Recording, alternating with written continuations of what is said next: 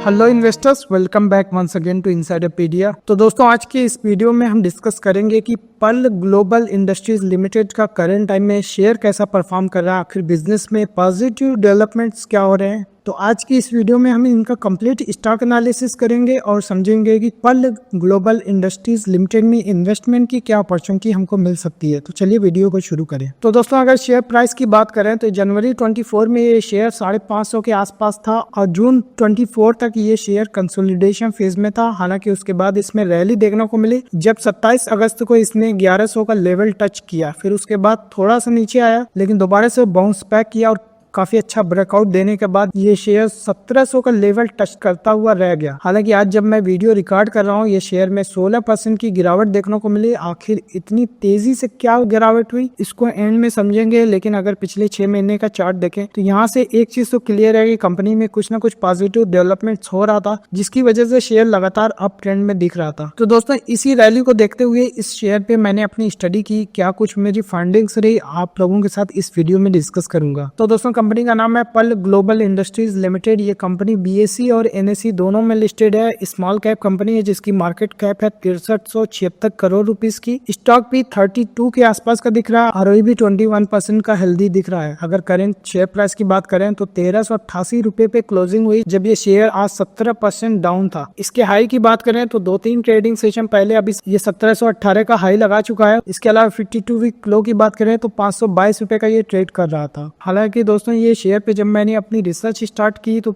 बिल्कुल नॉर्मल था, लेकिन आखिर क्या ऐसा हो गया कि 16% की गिरावट शेयर में देखने को मिली, इसको इस वीडियो के एंड में डिस्कस करेंगे। लेकिन जब तक मैं अपनी स्टडी कर रहा था इतना ज्यादा शेयर गिर जाएगा ऐसा कोई न्यूज मुझे नहीं मिली थी। तो दोस्तों, अगर इनके बिजनेस की बात करें तो ये एक गारमेंट एक्सपोर्टर का है जो कि multiple location specially India, south east Asian countries और बात करें तो बांग्लादेश से ये एक्सपोर्ट करने हैं। मेनली इनका यूएसए में है और यूरोपियन कंट्रीज में भी ये एक्सपोर्ट का काम देख रहे हैं। तो दोस्तों, बिजनेस के बारे में फर्दर डिस्कशन करेंगे। तो दोस्तों, अगर इनके क्वार्टरली रिजल्ट्स की बात करें तो यहाँ पे सेल्स देख सकते हैं कि सितंबर 24 में 1202 करोड़ रुपीस का रेवेन्यू इन्होंने रिपोर्ट किया है, जो कि पिछले साल ये रेवेन्यू 961 करोड़ रुपीस का था। यहाँ पे वाई बेसिस पे अच्छी ग्रोथ देखने को मिली है। अगर पिछले क्वार्टर यानी जून 24 से भी कंपेयर करें तो 1053 करोड़ रुपीस का रेवेन्यू है। तो यहाँ क्वार्टर ऑन क्वार्टर बेसिस पे भी अच्छी ग्रोथ देखने को मिली है। इसी के साथ नेट प्रॉफिट की बात करें तो 56 करोड़ रुपीस का नेट प्रॉफिट रिपोर्ट किया, जो कि पिछली साल ये प्रॉफिट सिर्फ 39 करोड़ रुपीस का था। हालांकि जून से थोड़ा सा गिरावट हुई है, सिक्वेंशियल बेसिस पे 62 करोड़ से घट करके 56 करोड़ रुपीस का प्रॉफिट रह गया है। अगर ऑपरेटिंग प्रॉफिट मार्जिन की बात करें तो 8 से 9% का दिख रहा है। यहीं पे इंटरेस्ट का लेवल देख सकते हैं कि 22 से 25 करोड़ के बीच ये मेंटेन कर रहे हैं। साथ ही साथ डिप्रेशिएशन भी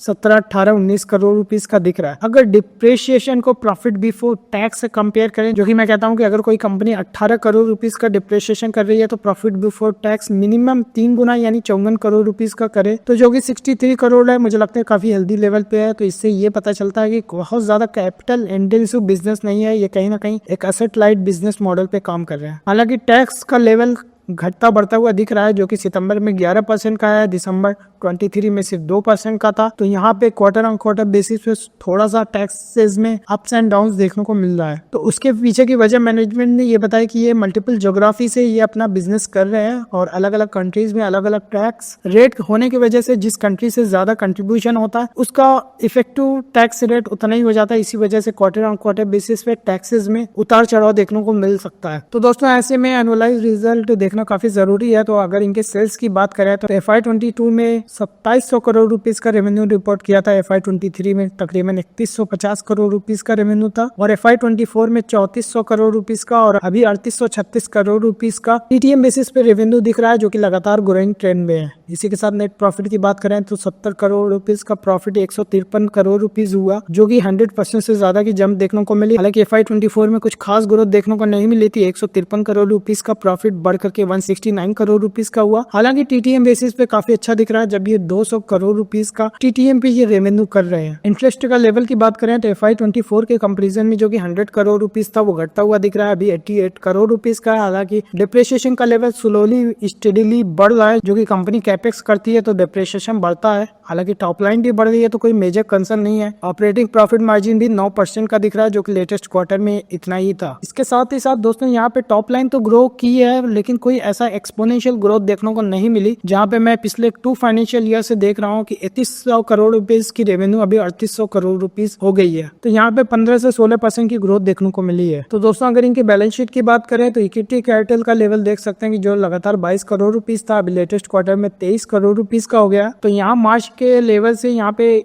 नया शेयर इशू किया गया है, जिसको देखने के लिए कॉर्पोरेट एक्शन वाले बटन पे क्लिक कर सकते हैं। और यहाँ पे देख सकते हैं कि जुलाई 24 में इन्होंने QIP किया है, और जहाँ पे ये 726 रुपए के रेट से इन्होंने नया शेयर इशू किया था और फंडिंग रेज की थी, इसीलिए इक्विटी कैपिटल का लेवल बढ़ता हुआ दिख रहा है। इसके साथ साथ इक्विटी कैपिटल और रिजर्व की बात करें तो 1060 करोड़ रुपीज के आसपास दिख रहा है, जिसमें डेट का लेवल देख सकते हैं कि 664 करोड़ रुपीज का है, जो कि मार्च के लेवल से बढ़ता हुआ दिख रहा है। इसी के साथ फिक्स्ड एसेट का लेवल ऑलमोस्ट मेंटेन ही है। अदर असेट्स पे एक नजर डालें तो इन्वेंट्रीज का लेवल देख सकते हैं कि इसमें इंप्रूवमेंट देखने को मिली है, जो कि 500 करोड़ रुपीज से ऊपर हुआ करता था, अभी 487 करोड़ रुपीज का ये इन्वेंट्री फर्स्ट हाफ FY25 में ये होल्ड कर रहे हैं। साथ ही साथ ट्रेड रिसीवेबल की बात करें तो 200 करोड़ रुपीज का FY23 में था, 265 करोड़ रुपीज का FY24 में। हालांकि TTM बेसिस पे अभी 416 करोड़ रुपीज का दिख रहा है, तो यहाँ पे ट्रेड रिसीवेबल बढ़ता हुआ दिख रहा है। साथ ही साथ कैश एंड कैश इक्विवेलेंट की बात करें तो ये 400 करोड़ रुपीज का आसपास का कैश भी होल्ड कर रहे हैं। तो दोस्तों अगर कैश फ्लोज पे नजर डालें तो कैश फ्रॉम ऑपरेटिंग एक्टिविटी देख सकते हैं कि पिछले 2 फाइनेंशियल ईयर से काफी अच्छा बिजनेस से कैश अक्रू हुआ है। इसी के साथ साथ ये इन्वेस्टमेंट भी कर रहे हैं और साथ ही साथ एक्सटर्नल फंडिंग भी रेज कर रहे हैं। तो फंडिंग के सोर्सेज को देखने के लिए यहाँ प्लस पे क्लिक करके देख सकते हैं। साथ ही साथ FY23 और FY24 में इन्होंने बिजनेस से पैसा निकाला हुआ है। FY23 में भी 200 करोड़ रुपीस बिजनेस से निकाले हैं और FY24 में भी 152 करोड़ रुपीस बिजनेस से निकाले हैं। आखिर ये पैसा कहाँ गया, इसको देखने के लिए हम प्लस पे क्लिक करके देख सकते हैं कि इन्होंने जो 200 करोड़ रुपीस बिजनेस से निकाले, जिसमें 116 करोड़ रुपीस का डेट का रिपेमेंट किया और साथ ही साथ 55 करोड़ रुपीस का इंटरेस्ट भी पे किया है। साथ ही साथ यहाँ पे देख सकते हैं कि FY24 में भी 70 करोड़ रुपीस का इंटरेस्ट पे किया है। साथ ही साथ डिविडेंड भी 50 करोड़ रुपीस का पे किया है। जब डिविडेंड पे तो FY25 में इनको फंडिंग रेज करने की क्या जरूरत थी, और अगर फंडिंग ही रेज करना था फिर डिविडेंड नहीं पे करते। तो इस तरह का कुछ स्टेप्स मैनेजमेंट लेती है, जो कि मुझे समझ में नहीं आता। तो दोस्तों इनके रेशियोज की बात करें तो डेटर डेज देख सकते हैं कि यहाँ पे 24 दिनों से बढ़ करके 28 दिनों का हो गया FY24 में। साथ ही साथ इन्वेंट्रीज के लेवल में इंप्रूवमेंट देखने को मिल रही है, 133 से 131 हुआ, फिर 115 हुआ। FY24 में 108 दिनों का दिख रहा है। साथ ही साथ अगर वर्किंग कैपिटल साइकिल की बात करें तो यहाँ पे इंप्रूवमेंट देखने को मिला है, जो कि 85 दिनों का था, फिर 48 डेज का हुआ, अभी फर्दर इंप्रूवमेंट हुआ और 41% का दिख रहा है। जिसकी वजह से आप देख सकते हैं कि वर्किंग कैपिटल डेज इंप्रूव कर रहा है, उसी हिसाब से ROC भी इंप्रूव करता हुआ दिख रहा है। और FY24 में 21% का हेल्दी ROC इन्होंने रिपोर्ट किया है। तो दोस्तों अगर इनके शेयर होल्डिंग पैटर्न पे नजर डालें तो प्रमोटर्स की होल्डिंग देख सकते हैं कि इन्होंने जब फंडिंग रेज की तो प्रमोटर्स की होल्डिंग 66% से घट करके 62.91% है, जो कि दिसंबर में भी ऑलमोस्ट सेम ही बनी हुई है। FIs की होल्डिंग की बात करें तो 5.39% थी, अभी 5.2% निग्लिजिबल सी कम हुई है। बट यहाँ पे DIs की होल्डिंग जो जून में ऑलमोस्ट 0.5% थी, वो अभी बढ़ करके 11% की हो गई है। तो पिछले 6 महीने से FIs इसमें जम करके बाइंग की है और 11% की शेयर होल्डिंग मेंटेन कर रहे हैं। ओवरऑल पब्लिक की होल्डिंग की बात करें तो 27% से घट करके अभी 20% रह गई है। नंबर ऑफ शेयर होल्डर की बात करें तो 19,000 से बढ़ करके अभी 23,700 इसमें नंबर ऑफ इन्वेस्टर इन्वेस्टेड है। तो दोस्तों शेयर होल्डिंग पैटर्न में तो काफी अच्छा दिख रहा है, जहाँ पे ये DIs मैक्सिमम होल्डिंग अभी मेंटेन कर रहे हैं। 11% की होल्डिंग हो गई है, जो वहाँ पे ये इंस्टीट्यूशनल होल्डिंग काफी अच्छी दिख रही है। तो दोस्तों अभी तक हमने देखा कि पल ग्लोबल इंडस्ट्रीज, जो कि एक गवर्नमेंट एक्सपोर्टर है, इनका शेयर प्राइस पिछले 6 महीने से काफी अच्छा परफॉर्म कर रहा था। हालांकि लास्ट ट्रेडिंग सेशन में क्या ऐसा हुआ कि 17% डाउन हो गया, इसके आगे डिस्कशन करेंगे। लेकिन अगर इनके क्वार्टरली रिजल्ट की बात करें तो काफी अच्छा क्वार्टरली रिजल्ट आया, जो कि पिछले साल के कंपैरिजन में काफी अच्छी ग्रोथ थी। पिछले क्वार्टर्स के कंपैरिजन में भी अच्छी ग्रोथ थी, 8 से 9% का यह मार्जिन रिपोर्ट कर रहा है। साथ ही साथ इंटरेस्ट का लेवल भी काफी ठीक ठाक दिख रहा है, लेकिन ओवरऑल प्रॉफिटेबिलिटी रेशियो ठीक दिख रहा है। इसी के साथ बैलेंस शीट में हमने देखा कि इन्होंने कुछ फंडिंग रेज की थी QIP के थ्रू, और यहाँ पे बैलेंस शीट का में हालांकि डेट का लेवल कह सकते हैं कि 50% का है, लेकिन ओवरऑल हेल्दी लेवल पे मेंटेन है। कैश फ्लो में हमने देखा कि बिजनेस से लगातार कैश जनरेट कर रहे हैं। हालांकि FY24 में इन्होंने बिजनेस से पैसा निकाला और डिविडेंड पे किया है, लेकिन FY25 में फर्दर फंडिंग रेज की। तो यहाँ पे मैनेजमेंट को ध्यान देना चाहिए कि अगर इनको फंडिंग ही रेज करना है तो फिर डिविडेंड पे ना करें। रेशियोज में हमने देखा कि यहाँ पे वर्किंग कैपिटल डेज इंप्रूव कर रहा है, जिसकी वजह से आरओसी काफी हेल्दी 21% का मेंटेन कर रहे हैं। शेयर होल्डिंग पैटर्न में हमने देखा कि इक्विटी डायलूट की है, लेकिन 63% के आसपास की प्रमोटर्स की होल्डिंग है। डीआईज काफी ज्यादा इसमें इंटरेस्ट ले रहे हैं, जो कि 3 क्वार्टर पहले ऑलमोस्ट 0.5% होल्डिंग थी, अभी बढ़कर के 11% की होल्डिंग डीआईज के पास है। तो दोस्तों अब आगे इस वीडियो में डिस्कस करेंगे कि आखिर मैनेजमेंट की क्या कमेंट्री रही, पिछले 1-2 क्वार्टर में क्या पॉजिटिव डेवलपमेंट हो रहे हैं कि इस शेयर में इतनी ज्यादा रैली देखने को मिली। तो चलिए मैनेजमेंट की कमेंट्री को डिस्कस करें। तो दोस्तों सबसे पहले इनके फाइनेंशियल परफॉर्मेंस पे एक नजर देख लेते हैं। तो दोस्तों अगर इनके रेवेन्यू ग्रोथ की बात करें तो फर्स्ट हाफ FY25 तक इन्होंने 21% की YOY बेसिस पे ग्रोथ रिपोर्ट की। साथ ही साथ इबिट्टा की बात करें तो यहाँ पे 200 करोड़ रुपीस का इबिट्टा फर्स्ट हाफ में ये क्रॉस कर चुके हैं, जो कि प्रॉफिट के टर्म्स में काफी अच्छा इंप्रूवमेंट देखने को मिली है। दोस्तों इसके अलावा ऑर्डर बुक की बात करें तो इन्होंने बताया कि ऑर्डर बुक काफी हेल्दी है, जो कि इनकी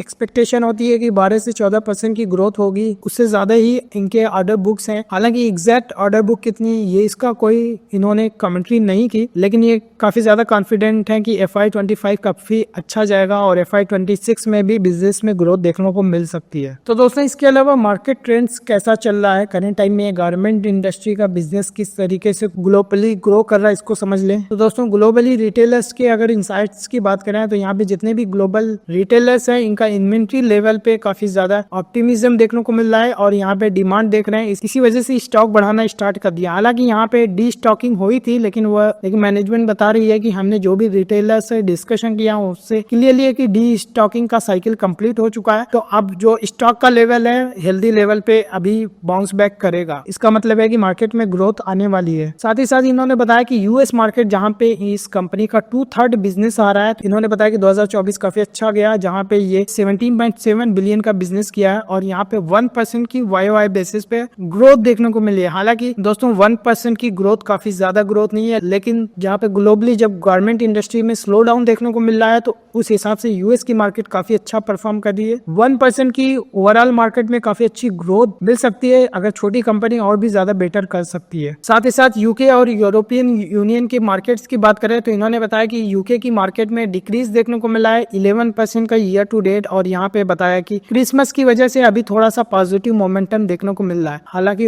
यूरोपियन यूनियन के अप्रैल बिजनेस की बात करें तो यहाँ पे 3% की गिरावट देखने को मिली है। तो यहाँ पे यूके हो फिर या फिर पूरा यूरोपियन यूनियन कंट्रीज हो, पूरी मार्केट ही निगेटिव डायरेक्शन में जा रही है। साथ ही साथ जापान मार्केट की बात करें तो इन्होंने बताया कि इंपोर्ट जो है डिक्लाइन हुआ है 5% तक, तो जापान का भी आउटलुक कुछ खास नहीं है। लेकिन दोस्तों इस कंपनी का मेजर बिजनेस जो यूएस से आ रहा है, तो यूएस बिजनेस में ऐसा कोई स्लो डाउन देखने को नहीं मिला, जो कि काफी अच्छी बात है। हालांकि इन्होंने काफी अच्छा बिजनेस किया है, तो अगर ये बाकी के मार्केट जैसे कि यूरोपियन यूनियन है, जापान की मार्केट है, अच्छा करती है तो पल ग्लोबल को काफी फायदा देखने को मिल सकता है। तो दोस्तों पल ग्लोबल पे फर्दर डिस्कशन करेंगे, लेकिन उससे पहले बताना चाहूंगा कि अगर आप एक पोर्टफोलियो बिल्डअप करना चाहते हो तो आप हमारी स्टॉक रिकमेंडेशन सर्विस को सब्सक्राइब कर सकते हो, जहाँ पे हमने क्वालिटी स्टॉक का एक बास्केट बना के रिकमेंड किया हुआ है। इसके अलावा आपकी इन्वेस्टमेंट जर्नी में मैं कैसे हेल्प कर सकता हूँ, कुछ पर्सनल लेवल पे डिस्कशन करना हो तो आप मुझे दिए हुए नंबर पे कांटेक्ट कर सकते हैं। तो दोस्तों इसके अलावा रीजनल परफॉर्मेंस कैसी है इसको डिस्कस कर लें। तो दोस्तों ये मेनली बिजनेस कर रहे हैं बांग्लादेश से, और यहाँ पे बताया कि यहाँ पे पॉलिटिकल अनरेस्ट काफी ज्यादा है, जैसा कि आपने देखा था न्यूज में कि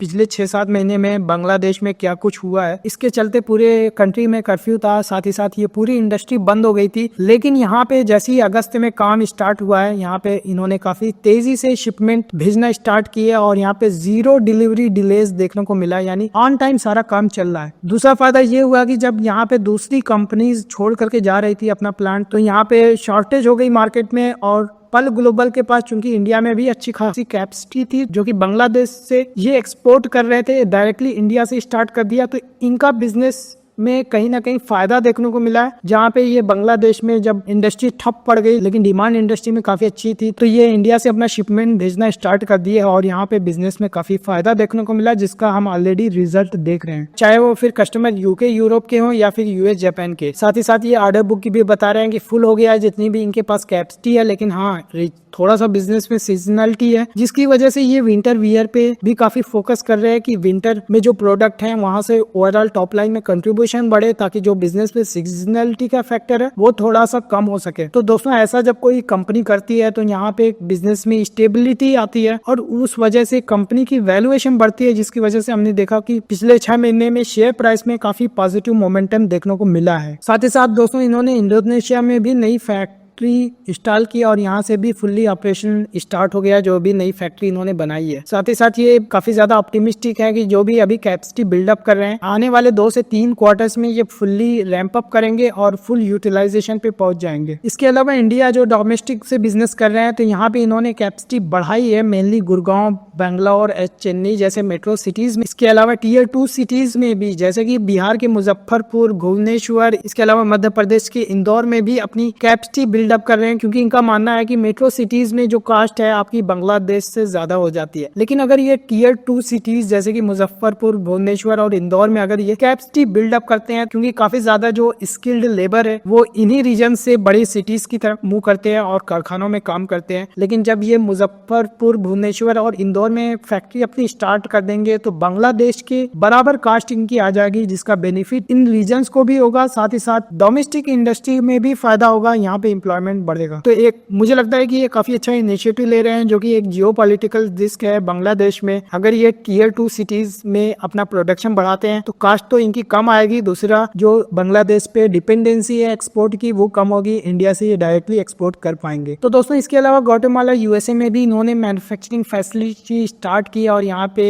काफी कम समय में यूएस मार्केट में जो इनके कस्टमर है इनको कैटर पा रहे हैं, 1 वीक से भी कम का समय लग रहा है। और यहाँ पे कैपेसिटी जो बता रहे हैं एशिया में वहाँ पे लिमिटेड है, साथ ही साथ ये बता रहे हैं कि एशिया में जो कैपेसिटी है उसके कंपेरिजन में तो काफी लिमिटेड है, लेकिन जो भी कैपेसिटी है उसको काफी अच्छा फायदा मिल रहा है, खास करके यूएस में जहाँ पे इनका मेजरली रेवेन्यू आ रहा है, तो वहाँ से इनको लीड टाइम कम हो पा रहा है और काफी तेजी से ये अपने ऑर्डर्स को प्रोसेस कर पा रहे हैं। तो दोस्तों इसके साथ ही इन्होंने कैपेक्स प्लान बताया कि FY25 में इनका कैपेक्स का कमिटमेंट था कि 125 करोड़ रुपीस का इन्वेस्टमेंट करेंगे, जिसमें 35 से 40 करोड़ रुपीस का इंडिया में इन्वेस्टमेंट करेंगे, 70 से 80 करोड़ रुपीस का बांग्लादेश में, इसके अलावा 20 से 25 करोड़ रुपीस वियतनाम और इंडोनेशिया में ये इन्वेस्टमेंट कर रहे हैं। तो दोस्तों इनके कस्टमर बेस क्या है, मार्केट शेयर कितना है, तो इनके टॉप 5 कस्टमर्स की बात करें तो 67 से 69% रेवेन्यू टॉप 5 कस्टमर से आ रहा है। तो यहाँ पे कंसेंट्रेशन का रिस्क काफी ज्यादा हो जाता है। तो अगर यूएस बेस्ड कस्टमर से बात करें तो 67% यानी 2/3 बिजनेस अकेले यूएस से आ रहा है। अगर नॉन यूएस से बात करें तो 33% यानी 1/3 बिजनेस नॉन यूएस से आ रहा है। अगर नॉन यूएस कस्टमर्स की बात करें तो यूरोपियन यूनियन है, जापान है, ऑस्ट्रेलिया, यूके है, इसके अलावा कनाडा है, तो यहाँ से 2/3 बिजनेस इन कंट्रीज से आ रहा है। तो दोस्तों अगर इनकी ऑपरेशनल स्ट्रेटेजी की बात करें तो इन्होंने बताया कि 80% तक की जो कैपेसिटी ऑलरेडी यूटिलाइज हो चुकी है। साथ ही साथ ये बांग्लादेश में कुछ फैक्ट्रीज जो खाली पड़ी हैं उनके साथ पार्टनरशिप कर रहे हैं, ताकि एक एसेट लाइट बिजनेस बिल्डअप कर सके। साथ ही साथ यहाँ पे कोई मेजर कैपेक्स की रिक्वायरमेंट नहीं होगी, क्योंकि अगर ये फैक्ट्री लेट से लीज पे ले लेते हैं और वहां से पार्टनरशिप करके अपना प्रोडक्शन करते हैं तो बहुत ज्यादा इनको इन्वेस्टमेंट नहीं करना पड़ेगा। तो ये काफी इस तरह की अपॉर्चुनिटी देख रहे हैं, क्योंकि जब से बांग्लादेश में पॉलिटिकल अनरेस्ट हुआ है उसके बाद से काफी कंपनीज बांग्लादेश को छोड़ रही हैं, लेकिन उसी में पर्ल ग्लोबल इनको अपॉर्चुनिटी दिख रही है, ताकि कुछ फैक्ट्रीज जो वहाँ पे काम ठप पड़ा है उनको अक्वायर करें, उनके साथ पार्टनरशिप करें और अपना प्रोडक्शन वहाँ पे स्टार्ट करें। तो इस वजह से ये 70 से 80 करोड़ रुपीस का इन्वेस्टमेंट भी कर रहे हैं। साथ ही साथ ये मल्टीपल सेगमेंट में काम कर रहे हैं, तो यहाँ पे ये तीनों सेगमेंट्स के जो कस्टमर हैं यहाँ से भी ये काम करेंगे, ताकि अपना जो इकोनॉमिक रिस्क है उसको कम किया जा सके। तो दोस्तों इस वीडियो का एंडिंग पार्ट कंक्लूजन। तो दोस्तों अभी तक हमने देखा कि पर्ल ग्लोबल इंडस्ट्रीज का शेयर प्राइस पिछले 6 महीनों से काफी पॉजिटिव मोमेंटम देखने को मिला, जहाँ पे ये शेयर लगातार अपवर्ड ट्रेंड में दिख रहा था। तो दोस्तों कंपनी में कई पॉजिटिव डेवलपमेंट हुए। जब बांग्लादेश में पॉलिटिकल अनरेस्ट हुआ तो इन्होंने कैपेसिटी जो है इंडिया में शिफ्ट की और यहाँ से ये एक्सपोर्ट करना स्टार्ट कर दिए। हालांकि डिमांड काफी ज्यादा थी, क्योंकि बांग्लादेश में काम टोटली ठप पड़ गया था। इसके बाद जैसे ही बांग्लादेश में काम स्टार्ट हुआ तो ये काफी तेजी से रैंप अप किया और तेजी से अपने शिपमेंट भेजना स्टार्ट किए। इनका मोस्टली बिजनेस यूएसए से आ रहा है, जहाँ पे 2/3 बिजनेस वहाँ से जनरेट कर रहे हैं। इसके अलावा ग्वाटेमाला, इसके अलावा इंडोनेशिया, वियतनाम जैसे कंट्रीज में भी ये इन्वेस्टमेंट कर रहे हैं। इसके अलावा इंडिया में टायर 2 सिटीज में भी ये अपना कैपेक्स स्टार्ट कर दिए हैं, ताकि बांग्लादेश पे डिपेंडेंसी कम हो और इंडिया में भी एम्प्लॉयमेंट क्रिएट हो सके। इसके अलावा जो सीजनलिटी भी बिजनेस में उसको भी ओवरकम करने की कोशिश कर रहे हैं। तो ये मल्टीपल स्टेप थे, जिसकी वजह से इस शेयर में पॉजिटिव डेवलपमेंट देखने को मिल रहा था और यहाँ पे डीआईएस की होल्डिंग भी बढ़ी थी, जिसकी वजह से अभी शेयर देख रहे हैं कि रिसेंटली इन्होंने 1700 का लेवल टच किया था, लेकिन पिछले 2 ट्रेडिंग सेशन में ये शेयर 1700 के लेवल से अभी 1388 पे आ गया है। और यहाँ पे देख सकते हैं कि लास्ट ट्रेडिंग सेशन में 17% का डाउन देखने को मिला। इसके पीछे की वजह है जो कि मैं न्यूज में देख रहा था कि आईडीबीआई ने कुछ स्टेक सेल की है। तो ये न्यूज जैसे ही मार्केट में आई ये शेयर और ज्यादा गिरावट देखने को मिली। हालांकि स्टॉक पी की बात करें तो 31 Q1 का काफी हेल्दी दिख रहा है। जिस हिसाब से ग्रोथ है तो इस बिजनेस में 12 से 15% की ग्रोथ देखने को मिल सकती है। हालांकि इसमें वैल्यूएशन अगर ग्रोथ के टर्म से बात करें तो थोड़ा सा हायर साइड दिख सकती है। उसके पीछे की वजह यह है कि जब बिजनेस में स्टेबिलिटी आती है तो वैल्यूएशन बढ़ती है। तो इसकी वैल्यूएशन ऑलरेडी पिछले 6 महीने में बढ़ चुकी है। उस पर से ये न्यूज आ गई और जब मैं ये वीडियो बनाने से पहले ये शेयर 70% का डाउन हो गया। तो मुझे लगता है कि यहाँ पे कुछ इन्वेस्टमेंट करने से पहले क्वार्टरली रिजल्ट का वेट कर लें, क्योंकि अभी दिसंबर क्वार्टर का रिजल्ट आया नहीं है। लेकिन मैंने सोचा इस पे स्टडी कर लिए तो आप लोगों के साथ जो भी अपडेट्स है शेयर कर लूं। खास करके उन लोग जो ये शेयर को 1700 के आसपास होल्ड कर रहे होंगे तो उनको मैं समझ सकता हूँ कि क्या गुजर रही होगी। तो दोस्तों उम्मीद करता हूँ कि कुछ आपको समझ में आया होगा कि आखिर बिजनेस में क्या चल रहा है, आने वाला दिसंबर क्वार्टर किस तरीके से हो सकता है और उसके बाद इस शेयर में हो सकता है अगर रिजल्ट अच्छा है तो इसमें स्टेबिलिटी देखने को मिले। जहां तक पर्सनल इन्वेस्टमेंट और रिकमेंडेशन का सवाल है, इस कंपनी में मैंने कोई इन्वेस्टमेंट नहीं किया है, साथ ही साथ ये शेयर को क्लाइंट को भी रिकमेंड नहीं किया है। दोस्तों आपकी क्या इन्वेस्टमेंट है कमेंट सेक्शन में लिख करके मुझे भी बताएं। वीडियो कैसा लगा, अच्छा लगा तो लाइक करें, चैनल पे नए हैं तो सब्सक्राइब कर लीजिए, क्योंकि इसी तरह के वीडियोज में रेगुलरली अपडेट करते रहता हूँ। And thank you for watching.